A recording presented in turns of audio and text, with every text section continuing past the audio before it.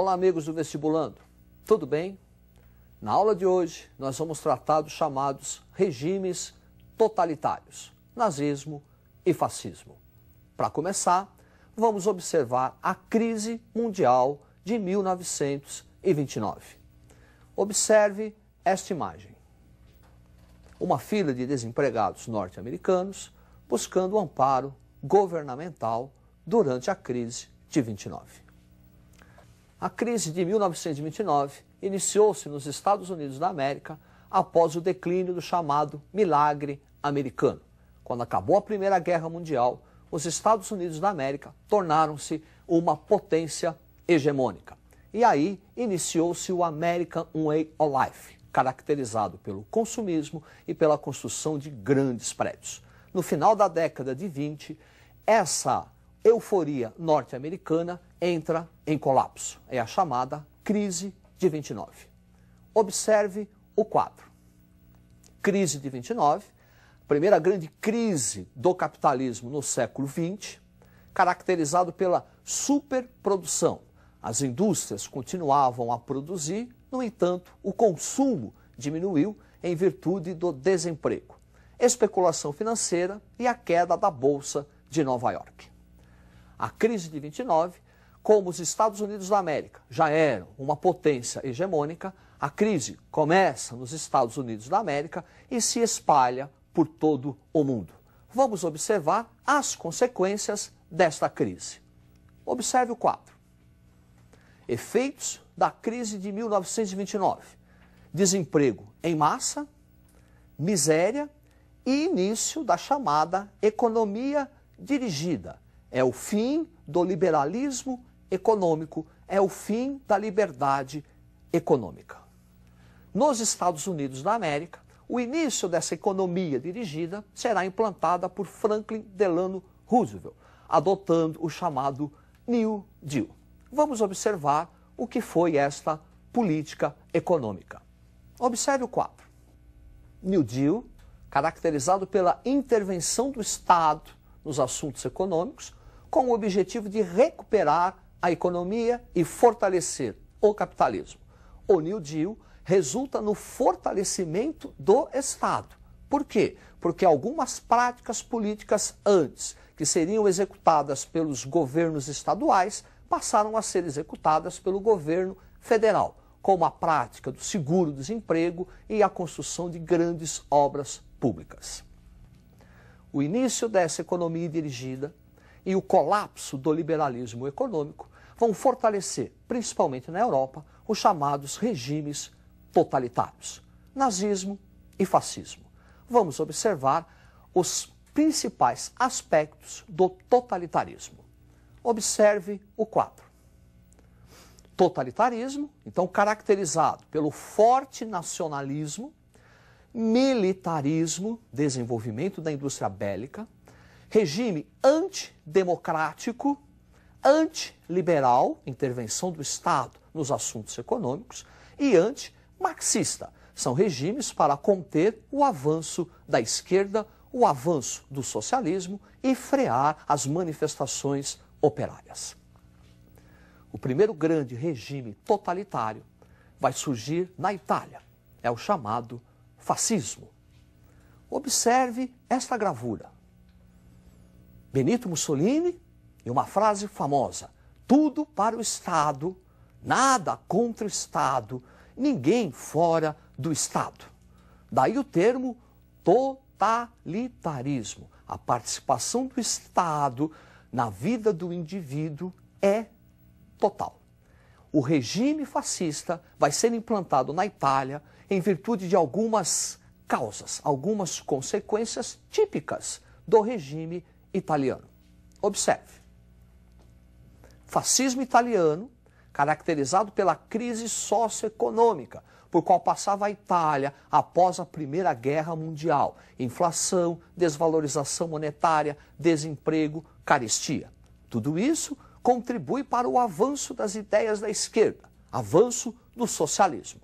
Para conter esse avanço, os camisas negras, os fascistas italianos, no dia 28 de outubro de 1922, realizam a Marcha sobre Roma, em um golpe de Estado. A partir desse golpe de Estado, Benito Mussolini vai implantar o regime fascista, um regime caracterizado pela supressão das liberdades individuais. Observe no quadro. Regime fascista caracterizado pelo uso do terror e violência, principalmente pelos camisas negras, corporativismo, que seria uma aliança entre os interesses da classe patronal e da classe trabalhadora para evitar lutas de classes, Carta do Trabalho, onde algumas conquistas serão dadas aos trabalhadores, como jornada de trabalho, regulamentação do trabalho infantil e feminino, como forma de esvaziar o movimento operário, e a supressão dos direitos e das liberdades individuais. Proibida a organização sindical e, portanto, as greves. Um outro regime totalitário surgiu também na Europa, na Alemanha. Observe esta figura, Adolf Hitler e o slogan da propaganda nazista: tu não és nada, teu povo é tudo. O nazismo surgiu na Alemanha também em virtude da crise financeira e econômica pós-Primeira Guerra Mundial. Observe a tela. Ascensão do nazismo, crise socioeconômica da Alemanha após a Primeira Guerra Mundial, reforçada pela crise de 1929, representou um avanço da esquerda alemã.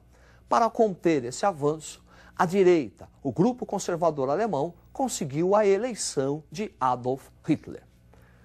Observe duas coisas.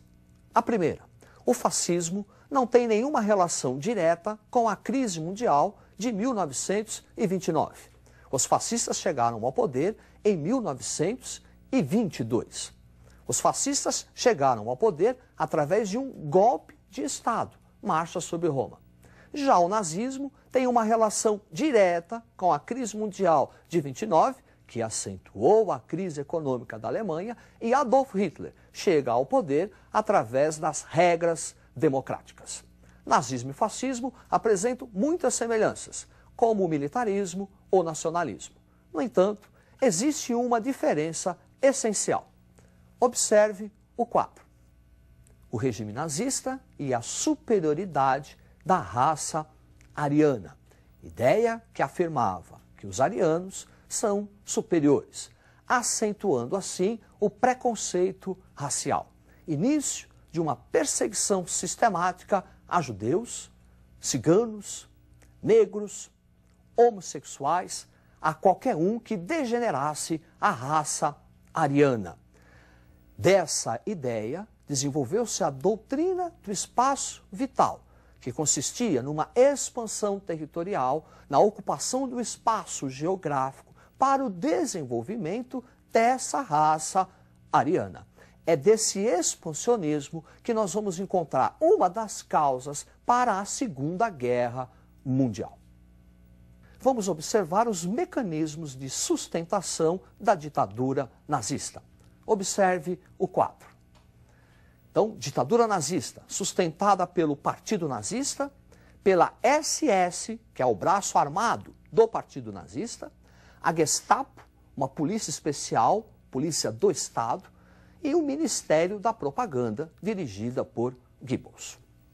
Assim, nazismo e fascismo vão, de alguma forma, contribuir para a recuperação da economia italiana e alemã, principalmente com o desenvolvimento da indústria bélica.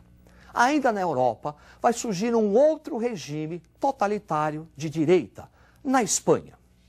Observe o quadro. Guerra Civil Espanhola começou em 1936 e acabou em 1939. Dois grupos. De um lado, a Frente Popular, um grupo de esquerda, socialistas, comunistas, anarquistas contra o avanço do fascismo e que receberá apoio da União Soviética. Do outro lado, Falange, grupo conservador, apoiado pela burguesia, pelo exército e pela igreja. Esse grupo, na Guerra Civil, receberá apoio da Itália e Alemanha. No final da Guerra Civil, vitória da Falange e ascensão de Francisco Franco. Generalíssimo Franco, inaugurando assim a ditadura franquista, que em alguns aspectos se diferencia dos regimes nazi-fascistas. Observe. Franquismo, supremacia do exército e não supremacia do partido, e um clericalismo acentuado, uma forte influência da Igreja Católica nos assuntos políticos. Também ainda na Europa, nós vamos ter a ditadura de Salazar. Antônio de Oliveira Salazar, que assume o poder em Portugal em 1928, e essa ditadura vai se estender até 1974, abril de 74, com a Revolução dos Cravos. Vimos, portanto, até agora os regimes totalitários de direita, mas também poderemos falar dos regimes totalitários de esquerda, o comunismo. Observe a tela. Stalinismo, 1924, ascensão de Stalin ao poder com a morte de Lenin, até 1953, caracterizado pela edição dos planos quinquenais, que é a planificação da economia, projetos econômicos planejados pelo Estado por 5 anos. No stalinismo, forte domínio do Partido Comunista, monopartidarismo, burocracia, prática dos expurgos e perseguições aos opositores do regime, prática da censura e prática do terror. O stalinismo representa uma reviravolta no humanismo marxista, aquelas ideias antes defendidas por Lenin, todo poder aos sovietes. O Stalin subverteu todo poder ao Partido Comunista. Então, na aula de hoje, nós observamos a crise mundial de 29 e o reflexo dela, fortalecendo os chamados regimes totalitários, o nazifascismo e também o regime de esquerda, o totalitarismo, o comunismo. É isso aí, estude bastante e até a próxima.